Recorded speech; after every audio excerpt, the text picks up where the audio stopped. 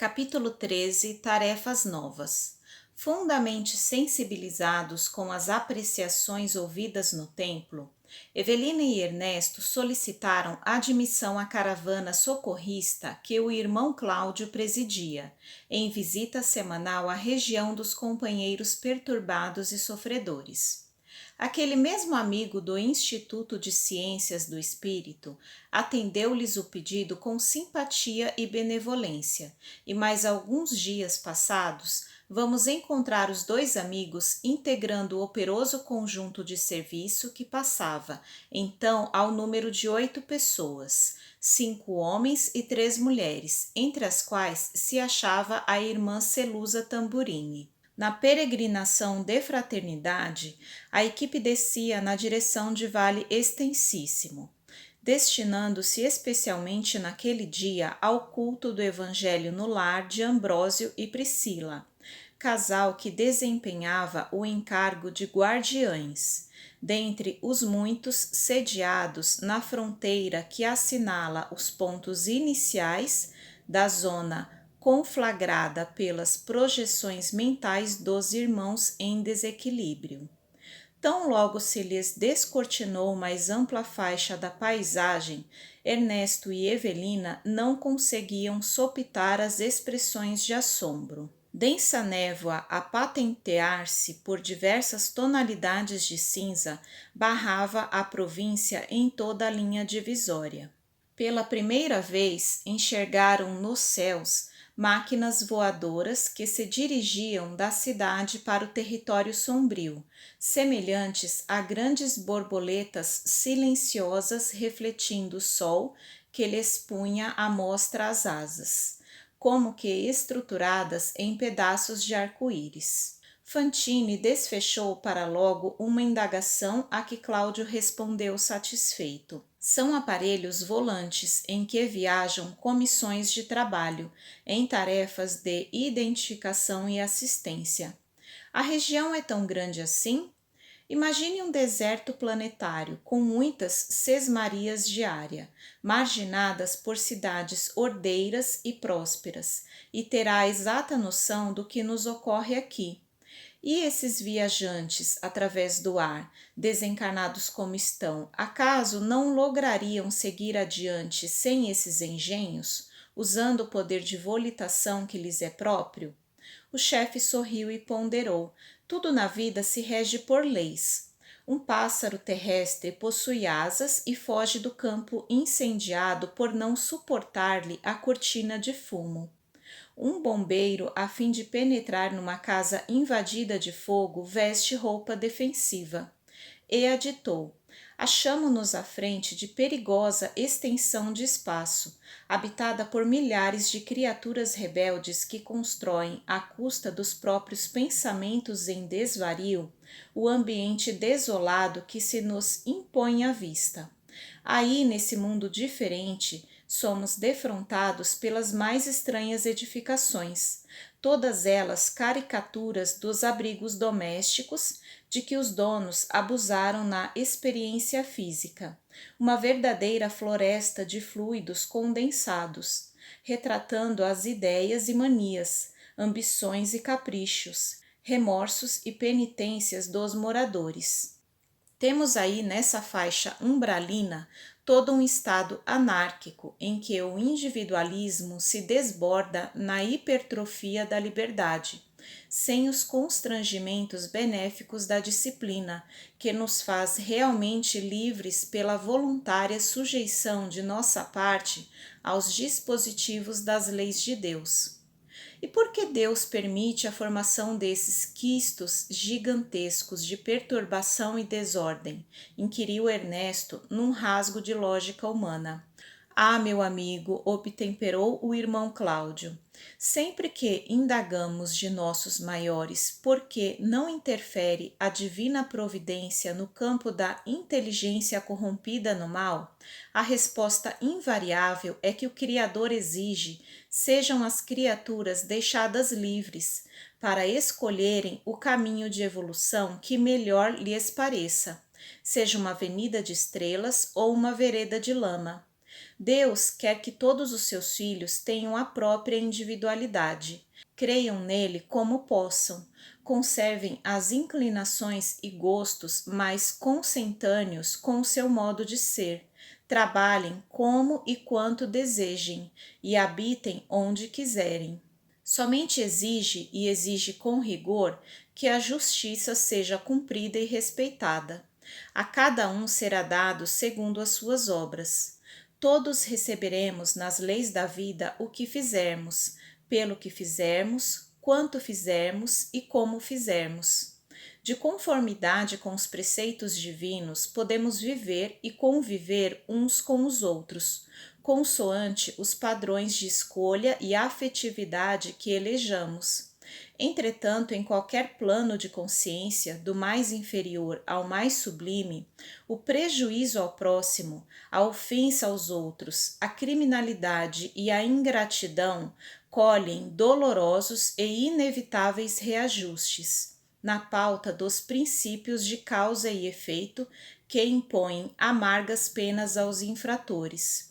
Somos livres para desenvolver as nossas tendências, cultivá-las e aperfeiçoá-las, mas devemos concordar com os estatutos do bem eterno, cujos artigos e parágrafos estabelecem sejam feitas e mantidas, no bem de todos e no amparo desinteressado aos outros, as garantias de nosso próprio bem. Atingindo a orla escura da esquisita povoação que começava aqui e além, surgiam criaturas andrajosas e alheadas. Não se podia afirmar fossem criaturas análogas aos mendigos de alguma praça terrena em penúria. Esse ou aquele habitante do imenso arrabalde davam a ideia de pessoas que o orgulho ou a indiferença tornavam espiritualmente distantes.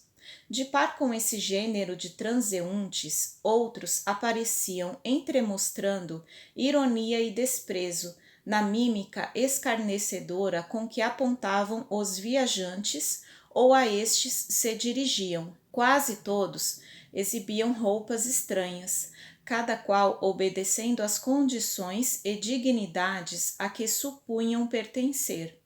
A uma pergunta desfechada por Fantine, pois Evelina e ele eram os únicos adventícios na equipe socorrista, Cláudio observou: de modo geral, os milhares de irmãos que se abrigam nestas paragens não se aceitam como são. Habituaram-se de tal maneira às simulações, aliás, muitas vezes necessárias da experiência física, que se declaram ofendidos pela verdade. Viveram anos e anos na esfera carnal, desfrutando essa ou aquela consideração pelos valores de superfície que exibiam, enfatuados e não se conformam com a supressão dos enganos e privilégios imaginários de que se alimentavam. Narcisos fixados à própria imagem na retaguarda. Muitos se transferiram diretamente da vida física para a região nebulosa sob nossa vista, e outros muitos habitaram, logo após a desencarnação, cidades de recuperação e adestramento, semelhantes à nossa. Entretanto, à medida que se evidenciavam tais quais ainda são na realidade, absolutamente sem quaisquer simulacros dos muitos de que se valiam na estância terrestre para encobrirem o eu verdadeiro, rebelaram-se contra a luz do mundo espiritual, que nos expõe à mostra a natureza autêntica, uns diante dos outros, e fugiram de nossas coletividades, asilando-se no vale de sombras geradas por eles mesmos. Aí, na penumbra criada pela força mental que lhes é própria, com o objetivo de se esconderem, dão pasto em maior ou menor grau às manifestações da paranoia a que todos se afeiçoam, entregando-se igualmente, em muitos casos, a lastimáveis paixões que procuram debalde saciar até as raias da loucura. Irmão Cláudio, lembrou Evelina, o senhor já penetrou nesses sítios, atingindo algum ponto distanciado da orla? Já acompanhei diversas caravanas de fraternidade e socorro, utilizando veículos diversos, alcançando praças estabelecidas muito longe de nós. E que viu? Cidades, vilarejos, povoações e aldeamentos vários, em cujo seio espíritos de inteligência cultivada e vigorosa, mas profundamente pervertidos, dominam enormes comunidades de espíritos menos hábeis no comando das situações, contudo tão pervertidos, via de regra, quanto eles mesmos. Cláudio sorriu e ressalvou: quando digo a palavra pervertidos, não me proponho a julgar os nossos irmãos transitoriamente encastelados na sombra. Desejo apenas qualificar para a compreensão de quem chegou recentemente da vida física a posição desses amigos doentes.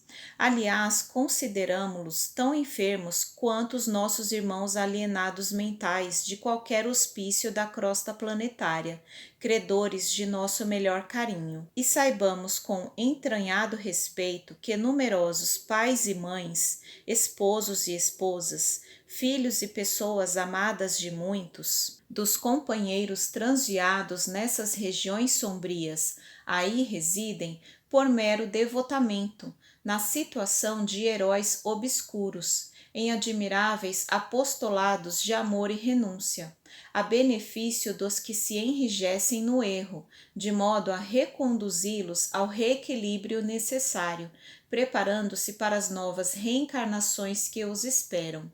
Esses paladinos da bondade e da paciência parecem escravizados aos infelizes que amam, no entanto, pela cátedra do sacrifício da humildade que esposam, acabam conseguindo prodígios pela força irresistível do exemplo. A casa singela de Ambrósio já se debuxava à distância, quando Fantine, como quem não desejava perder o fio dos raciocínios em andamento, inquiriu ainda: Irmão Cláudio, são geralmente muitos os que são resgatados pela dedicação afetiva daqueles que os tutelam nestes lugares? Sem dúvida. Todos os dias chegam às nossas casas de reajuste pequenos ou grandes magotes dos que aspiram a renovar-se. E permanecem na cidade indefinidamente? Isso não. Com poucas variantes, demoram-se conosco apenas o tempo preciso ao exame da nova reencarnação, em que regressam aos disfarces da carne, sem os quais, segundo acreditam, não conseguem seguir à frente nas veredas da regeneração. Entre o cansaço da erraticidade nas sombras da mente e o terror da luz espiritual, que confessam não suportar sem longa preparação, suplicam o socorro da providência divina, e a divina providência lhes permite a nova internação na armadura física, na qual se reocultam, lutando pela própria corrigenda e pelo burilamento próprio, encobertos transitoriamente no engenho carnal, que pouco a pouco se desgasta, pondo de novo à mostra o bem ou o mal que fizeram a si mesmos, no período da encarnação. Obtido o empréstimo do novo corpo via de regra junto daqueles que se lhes fizeram cúmplices nos desvarios do pretérito, ou que se lhes afinam com um tipo de débitos e resgates consequentes, esses candidatos à recapitulação expiatória do passado imploram medidas contra eles mesmos, seja na escolha de ambiente doméstico em desacordo com seus ideais, ou na formação do futuro corpo de que farão uso. Corpo esse que muitas vezes desejam seja bloqueado em determinadas funções, prevenindo-se prudentemente contra as tendências inferiores, que em outro tempo lhes facilitaram a queda. Isso quer dizer que pedem certas cassações em desfavor deles mesmos? Interpôs Fantine com a sua habitual agudeza de raciocínio. Sim, cassações. Em vista disso, encontramos na Terra, a cada passo, grandes talentos frustrados para a direção que anelariam imprimir aos próprios destinos. Inteligências vigorosas desde cedo, barradas na obtenção de quaisquer louros acadêmicos e por essa razão detidas em artesanatos obscuros ou em cargos singelos, em longa e dolorosa subalternidade, nos quais entesouram humildade e equilíbrio, paz e moderação. Artistas contrariados nas mais altas aspirações, arrastando defeitos físicos e inibições outras que lhes obstam temporariamente as manifestações e sob as quais adquirem a reeducação dos próprios impulsos, com o respeito necessário para com os sentimentos do próximo. Mulheres de profunda capacidade afetiva jungidas a corpos que lhes deprimem a apresentação, aprendendo em terríveis conflitos da alma quanto dói a deserção do lar e o menosprezo aos compromissos da maternidade. Homens hábeis e enérgicos carregando frustrações insidiosas e ocultas, que lhes proíbem a euforia orgânica no estágio físico, de modo a edificarem o espírito de entendimento e caridade no âmago de si próprios. A palestra admirável, que valera por aula inesquecível no ânimo dos ouvintes, foi repentinamente interrompida pelo abraço de Ambrósio e Priscila, que aguardavam os peregrinos fora das portas. Saudações, bênçãos, votos, alegrias. O serviço religioso no lar se revestiu das características do Evangelho em casa, nos domicílios cristãos da terra. Havia, porém, ali naquela tenda simples, valioso trabalho de extensão de apoio espiritual aos amigos sofredores da vizinhança. 22 entidades, das quais 20 mulheres e 2 homens, tinham vindo do grande nevoeiro próximo, a fim de ouvirem a palavra do irmão Cláudio, entremostrando anseios de tranquilidade e transformação.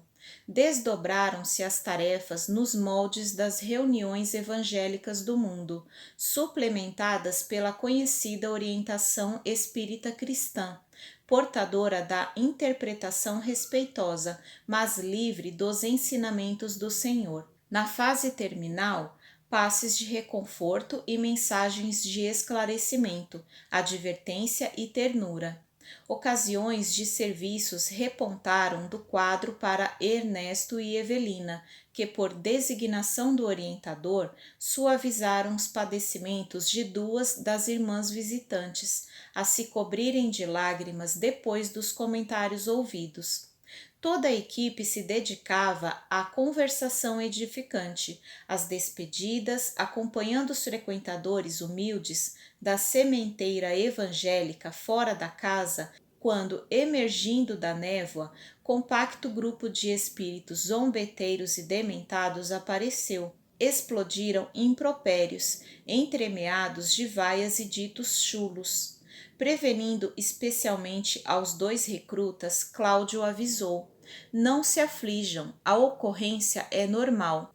Patifes, sumam daqui. Nota de rodapé. Compreendemos a inconveniência das citações pejorativas. Entretanto, embora esmaecidas, acreditamos que as reações dos companheiros menos felizes, internados em regiões hospitalares ou purgatoriais, devem comparecer no presente relato, de modo a não fugirmos do encontro com a verdade. Nota do autor espiritual. Rugiu um dos atacantes de vozeirão descomunal. Não queremos sermões, nem encomendamos conselhos. Amainando a saraivada de insultos, Cláudio tomou a palavra e falou alto sem alterar-se. Irmãos, para aqueles de vós que desejais vida nova com Jesus, somos companheiros mais íntimos desde agora.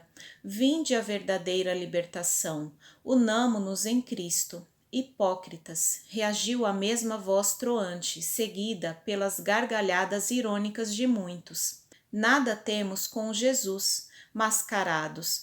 Vocês todos são iguais a nós, vestidos na capa de santarrões. Nós é que podemos chamar vocês para a liberdade. Larguem as asas de barro. anjos cotós, cães enfeitados. Vocês são tão humanos quanto nós mesmos. Se são corajosos, deixem de ser burros velhos no freio da disciplina e venham ser livres como somos. Dito isso, a malta avançou sobre o grupo fraterno, mas Cláudio, evidentemente em oração, ergueu a destra e um fio de luz cortou o pequeno espaço que isolava os agressores. A chusma de infelizes estacou aterrada. Alguns deles caíram no solo, como que traumatizados por força incoercível. Outros resistiram vomitando injúrias, ao passo que outros ainda fugiam em disparada. Todavia, dentre aqueles que se mantinham de pé, um deles, muito jovem, bradou com acento inesquecível: Evelina, Evelina, é você aqui? Oh, estou vivo, estamos vivos. Quero Jesus, Jesus. Socorro, socorro, quero Jesus. Cláudio aqueceu compadecido. Vinde, vinde. O moço arrancou-se da quadrilha, seguiu na direção que Cláudio lhe indicava e em poucos momentos a senhora Serpa, trêmula e consternada, tinha diante de si Túlio Mancini, aquele mesmo rapaz a quem amara noutro tempo e que, segundo estava convencida, havia descambado nas trevas do suicídio por sua causa.